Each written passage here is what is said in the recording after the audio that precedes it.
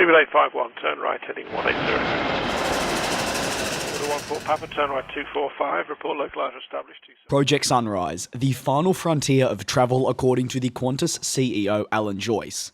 It's the ambition to fly from the likes of New York to Sydney without a single stop. Sydney to London without stopping as well. A feat currently that many will not be able to do. But in a few years, it will be a reality.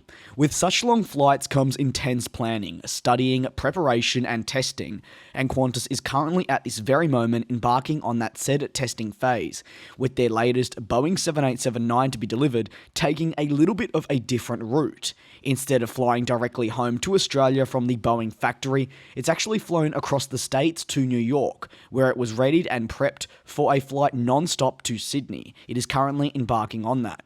The 20-hour or so long journey is a long one, based on winds and everything like that. But I think we can all agree, whether it's 19 hours or 20 hours, it is incredibly long. With some 50 passengers and crew on board, Qantas is looking at understanding how to offer these Project Sunrise flights by doing the real thing on a Boeing 787.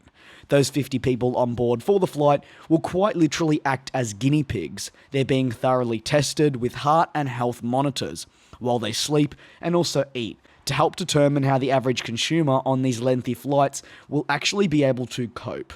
20+ hour flights will no doubt have an impact on your health and also jet lag. Qantas will study jet lag in addition to health and well-being on this New York to Sydney flight and also future research flights. While the flight is mainly full of Qantas employees, there actually are a very few lucky, if you will, volunteers on board in the frequent flyer program. On the website, Qantas went into more detail, saying it is part of Qantas's ongoing quest to launch commercial flights between the east coast of Australia, that's Sydney, Melbourne and Brisbane, to New York and London. The direct flights would actually save passengers up to 4 hours in total time travel and follow the successful Perth to London route, which started in March of 2018 and is currently the only direct link between Australia and Europe non-stop. Of course, we have heard Richard Branson express his own interest into actually launching flights with Virgin Atlantic. However, at this current point, which is October of 2019, nothing official has come from that.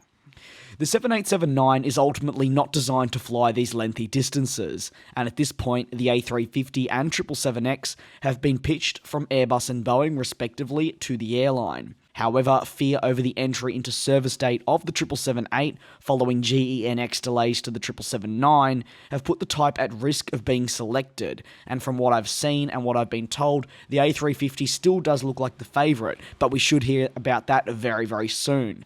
Qantas has said themselves by year's end. These flights, though, still need to be approved before they can actually be given the go-ahead, but Qantas has said they hope to begin these flights in 2022 or even 2023.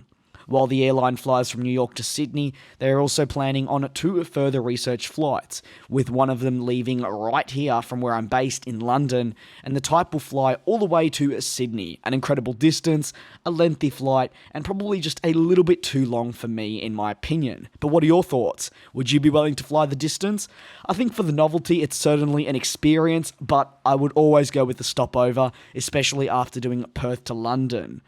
Thank you very much for tuning into another one of my videos, and I do very much look forward to you all joining me in the next one.